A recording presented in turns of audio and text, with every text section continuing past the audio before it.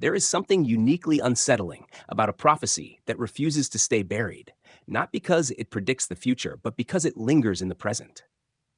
Long after empires collapse, long after ink fades from parchment, certain ancient warnings continue to echo through modern headlines: natural disasters, pandemics, wars, and technological upheaval. They whisper that perhaps history is not chaos at all, but a script, and perhaps we are walking through lines written centuries ago. Tonight, we are not chasing fantasy. We are examining three of the most disturbing ancient prophecies ever recorded. Predictions that scholars, historians, theologians, and skeptics alike still debate with uncomfortable seriousness. These are not vague horoscopes or internet myths. These are texts carved into stone, copied by monks, guarded in monasteries, encoded in religious scripture, and preserved through centuries of war. Each one has already fulfilled parts of its warning. The question is whether the final chapters are still ahead of us. The first prophecy that continues to send chills through researchers comes from the mysterious seer known as Nostradamus. Born Michel de Nostradamus in 16th century France, he was a physician during plague outbreaks, an astrologer to royalty, and the author of a cryptic collection of verses known as Les Prophéties. Written in 1555, these quatrains were deliberately obscure, mixing French, Latin, Greek, and symbolic language. For centuries, they sat quietly on library shelves. Then the world began noticing something strange. Supporters claim Nostradamus predicted the rise of Adolf Hitler centuries before the Second World War, referencing a figure named Hister rising from Western Europe and bringing devastation.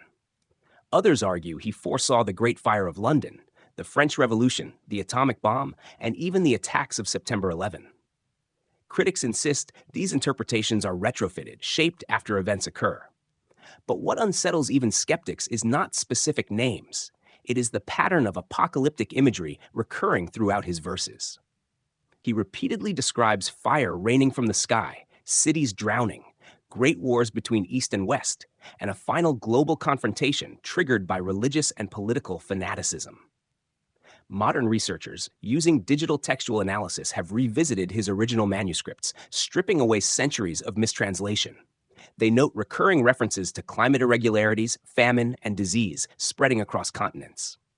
Written during a time when global communication did not exist, Nostradamus describes worldwide turmoil as if he understood the interconnected fragility of civilization. Was it intuition born from observing plague and war, or something more unsettling, a mathematical observation of human behavior repeating in cycles? The real fear does not lie in any single quatrain. It lies in the cumulative effect. When pandemics spread across continents within weeks, when extreme weather events intensify, when geopolitical tensions escalate in regions Nostradamus frequently referenced, his words resurface. Not because they are precise, but because they are disturbingly adaptable. Every generation believes it might be the one he warned about. And yet Nostradamus is only the beginning. Long before Renaissance Europe obsessed over cryptic verses, ancient civilizations were already recording prophecies in stone and myth. Among the most misunderstood is the calendar system of the ancient Maya civilization, centered in what is now Mexico and parts of Central America. When the long count calendar completed a cycle in December 2012, global media exploded with apocalyptic speculation. Movies dramatized planetary destruction, survival bunkers sold out, panic spread across continents. But what did the Maya actually predict? Archaeological findings at sites such as Tortuguero Monument 6 reveal inscriptions marking the end of a backtune cycle, a vast unit of time roughly 394 years long. The completion of 13 backtunes in 2012 did not explicitly describe destruction. Instead, it referenced the return of a deity associated with cosmic balance. Scholars argue that it symbolized renewal, not annihilation. Yet, indigenous cosmology did describe cycles of creation and destruction repeating over immense spans of time. Previous worlds, according to Maya mythology, ended through catastrophe before new eras emerged. What terrified modern observers was not a literal doomsday prediction. It was the idea that ancient astronomer priests, without telescopes or satellites, calculated cosmic cycles with extraordinary precision. Their calendar tracked solar, lunar, and planetary movements with mathematical sophistication that still impresses astrophysicists. When they described eras ending and new ones beginning, they were not fantasizing. They were mapping time on a cosmic scale. If civilizations rise and fall in predictable cycles, then perhaps collapse is not random at all. Perhaps it is embedded in the structure of time itself. As we move deeper into this exploration, the line between superstition and science begins to blur. Prophecy becomes less about magic and more about pattern recognition. Ancient observers studied the sky, tracked seasons, recorded plagues, watched empires crumble, and saw repetition. They encoded warnings in myth because myth survives longer than politics. And this is where things begin to grow darker. Because the third prophecy we will eventually confront was not hidden in poetic metaphor or cosmic calendars. It was recorded in a religious text that has shaped billions of lives and still influences global politics today. A prophecy that speaks not only of natural disaster, but of a final confrontation between good and evil, marked by signs that many believe are unfolding right now. But before we step into that abyss, we must ask ourselves a dangerous question. What if prophecy is not about predicting the future at all? What if it is about understanding human nature so deeply that the future becomes inevitable? If Nostradamus cloaked his warnings in riddles and the Maya encoded theirs in cosmic mathematics, the next prophecy is something far more direct. It is vivid, symbolic, terrifying, and unlike anything else preserved in ancient literature. It appears in the final book of the Christian New Testament, known as the Book of Revelation, traditionally attributed to John of Patmos. Written near the end of the 1st century during Roman persecution of early Christians, Revelation does not read like history. It reads like a vision ripped from a nightmare. Beasts rise from the sea, a dragon sweeps stars from the sky, seals break open to unleash war, famine, plague, and death. Trumpets sound as rivers turn bitter and the sun darkens. Finally, a climactic confrontation unfolds at a place called Armageddon. For nearly 2,000 years, believers and skeptics alike have wrestled with its meaning. Is it symbolic allegory describing Roman oppression, or a literal blueprint for the end of civilization? The debate has never truly ended because the imagery is so disturbingly adaptable. Every generation sees itself reflected in its pages. During the fall of the Roman Empire, Christians believed Revelation described their era. In medieval Europe, during waves of plague and war, people were certain the four horsemen were riding across their own countryside. When nuclear weapons emerged in the 20th century, theologians and military analysts alike re-examined passages about fire falling from heaven and entire cities destroyed in moments. What makes Revelation uniquely unsettling is not just its imagery of catastrophe. It is the sequence. The text outlines escalating global instability. Economic systems falter under a mysterious mark required for buying and selling. Political power consolidates under a charismatic yet destructive leader, often referred to as the Antichrist. Natural disasters intensify. Moral decay spreads. Eventually, the world divides into opposing camps in a final confrontation. Modern biblical scholars use historical context to interpret Revelation as coded resistance literature against Roman tyranny. The beast, they argue, symbolized Emperor Nero. The number 6666 was likely a numerical cipher for his name.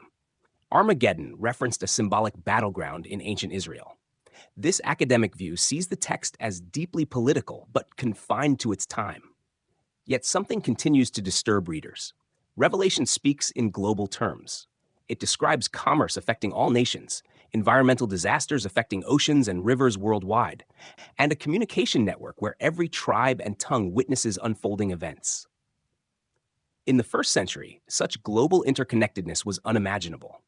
Today, it is ordinary reality.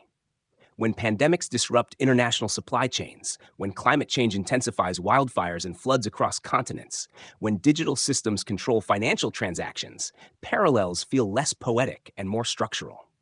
Scholars caution against literalism, yet cultural anxiety keeps pulling Revelation back into headlines. There is also the psychological dimension.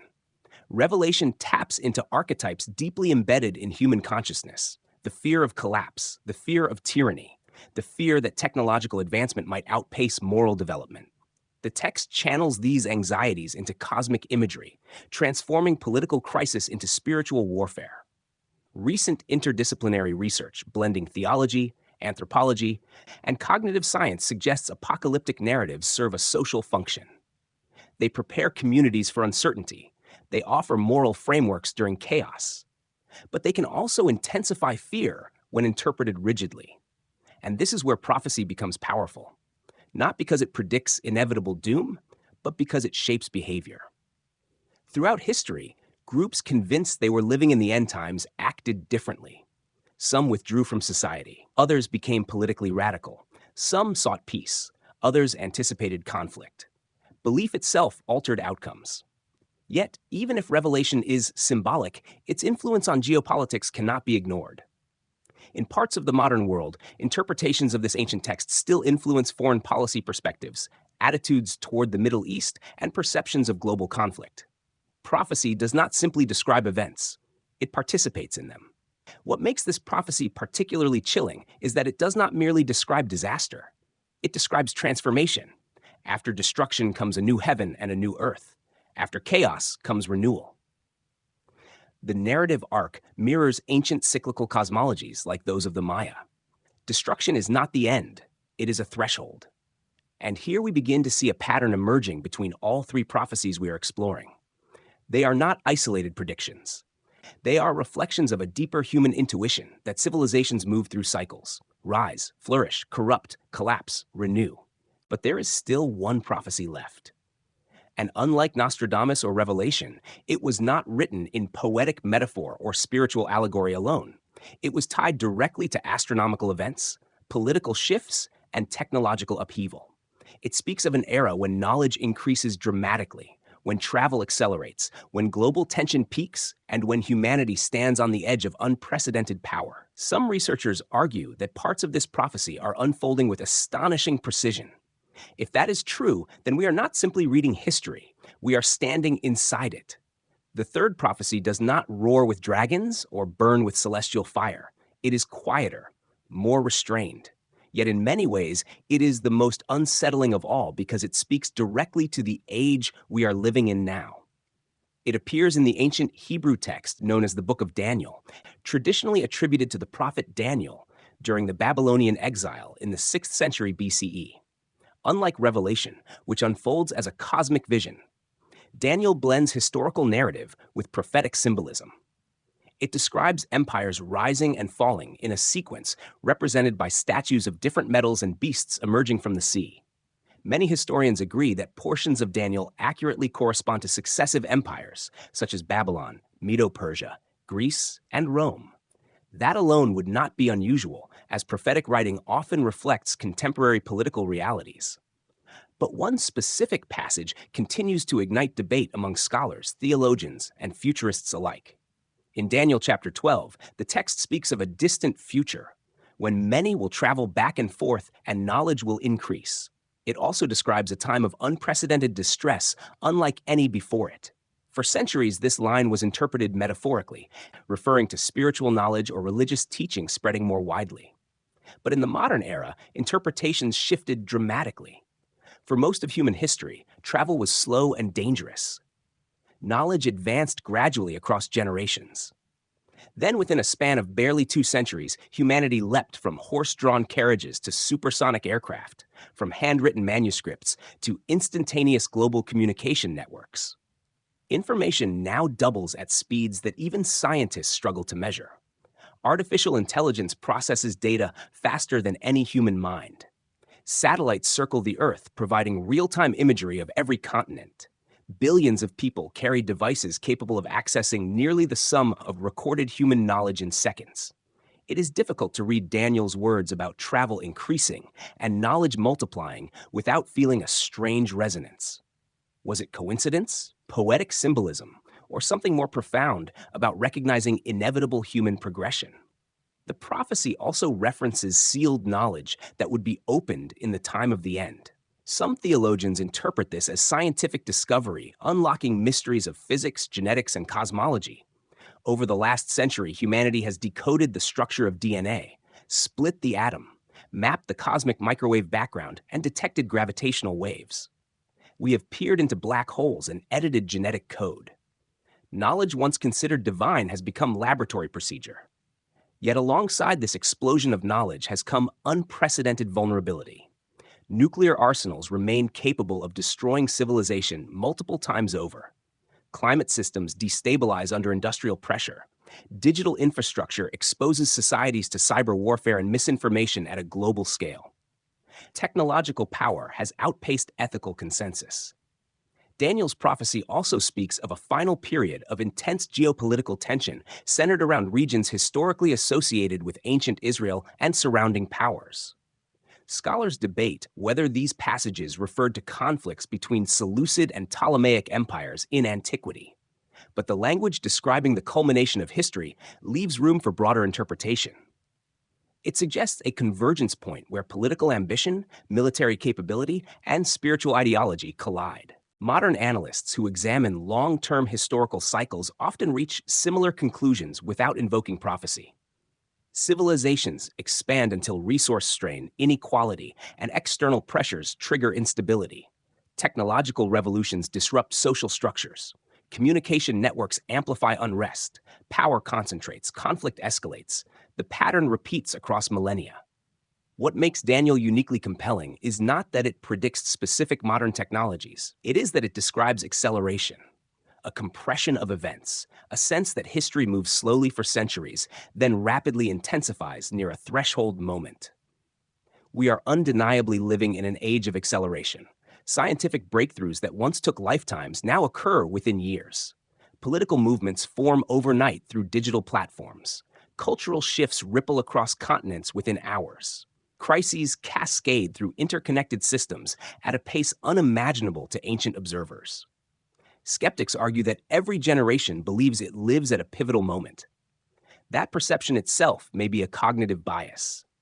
Yet, measurable data confirms that the rate of technological advancement and global connectivity in the 21st century is historically unprecedented. Whether viewed through prophetic lens or secular analysis, humanity stands at a crossroads shaped by its own creations. And here is the deeper psychological dimension. Prophecies like Daniel's do not merely predict events, they frame them. When people interpret rapid change as fulfillment of ancient warning, it intensifies urgency.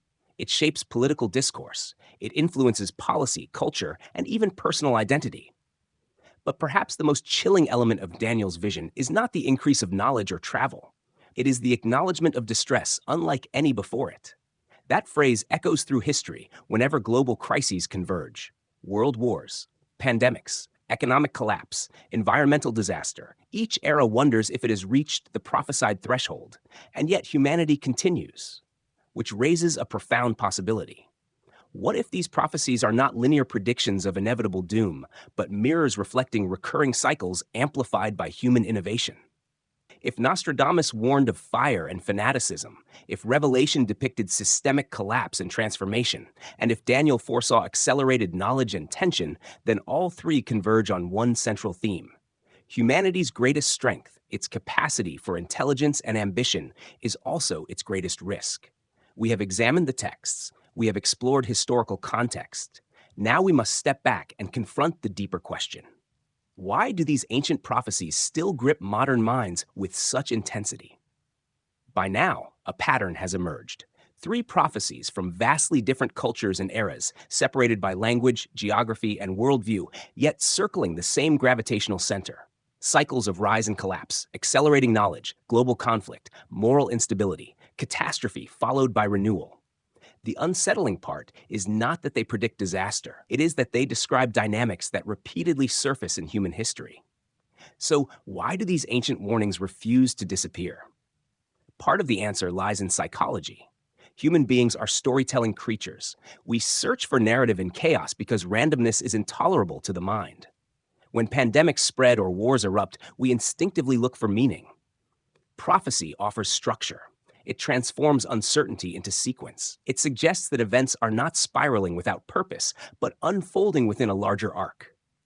Modern neuroscience suggests that anticipation of threat activates the same neural pathways, whether danger is immediate or abstract. Apocalyptic narratives trigger primal survival instincts. They heighten attention. They deepen memory. This is why prophetic texts endure. They are emotionally encoded into culture. But psychology alone does not explain everything. There is also pattern recognition. Civilizations consistently display measurable cycles. Historians analyzing long-term data on empire expansion, economic inequality, military conflict, and environmental strain observe repeating rhythms.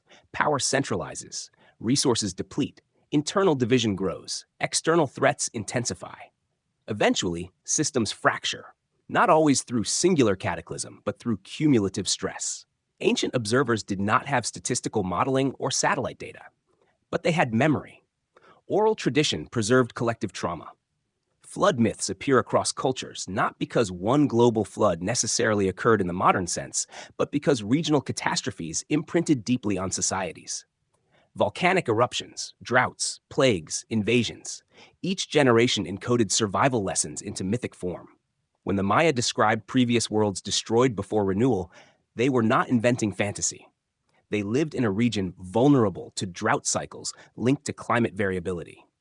Archaeological evidence suggests prolonged drought contributed to the collapse of classic Maya city-states. Cosmic cycles mirrored environmental reality. When the author of Revelation described economic systems collapsing under centralized control, he wrote during an era when imperial Rome exerted immense economic pressure across provinces. Trade routes connected vast territories. Political decrees could determine survival. The anxiety of centralized power was tangible.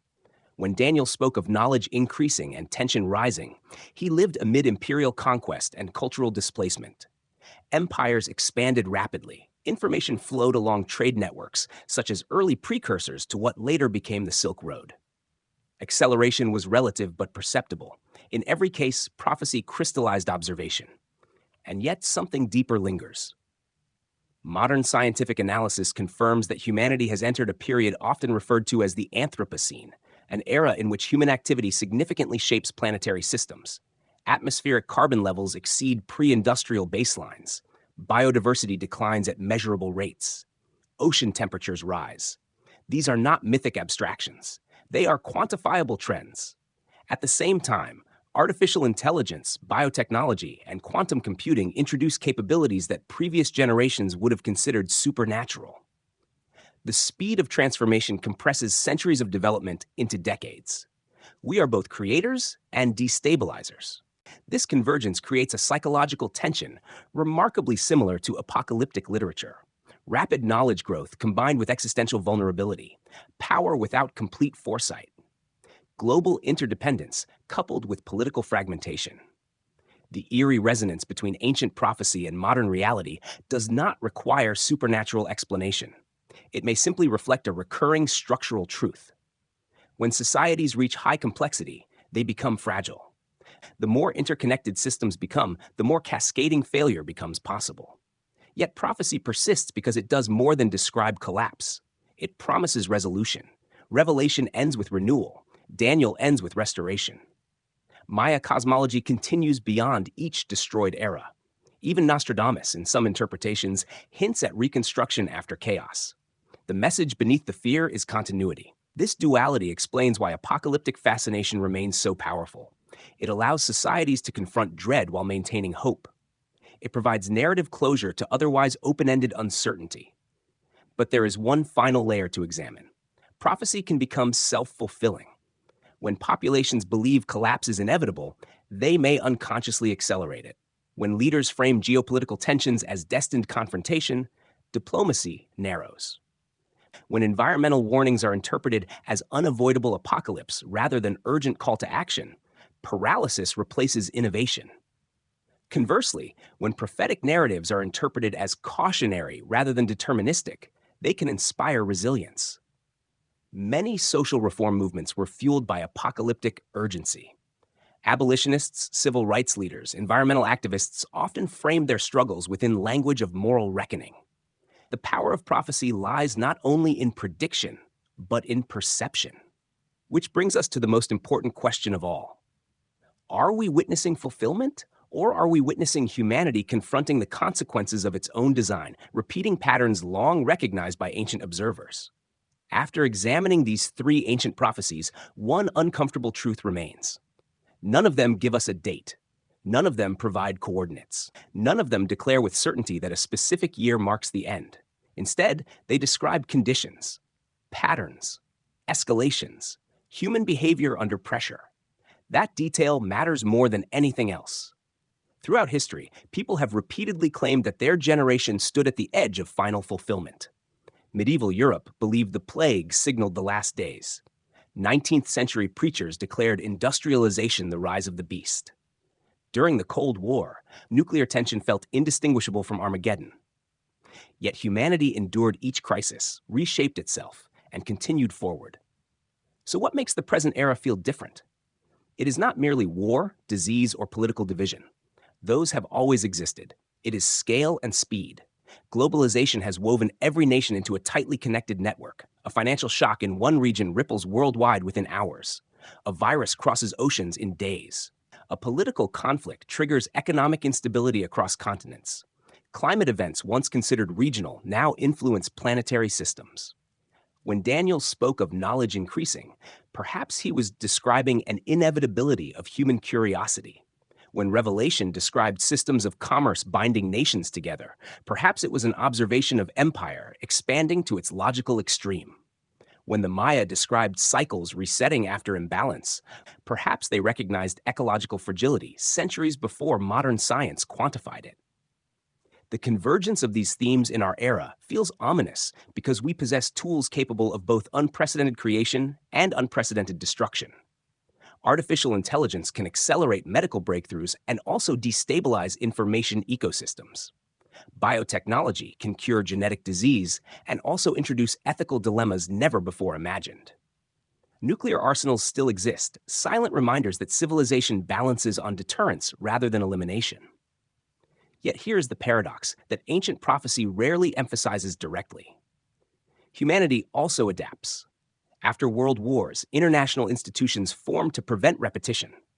After environmental damage became measurable, global agreements began addressing emissions.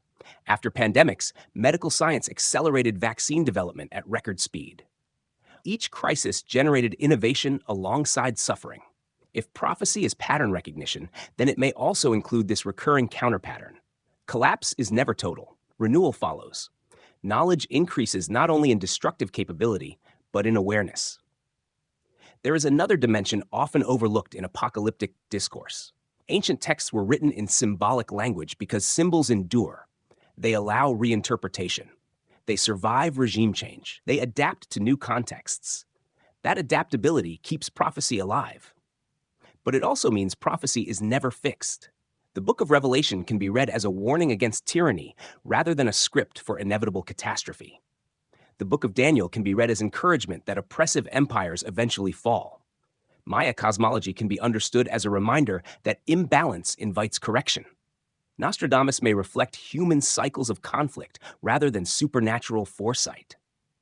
What transforms these writings from horror into insight is perspective. When societies interpret them fatalistically, fear spreads. When societies interpret them diagnostically, they become tools for prevention. Consider climate science.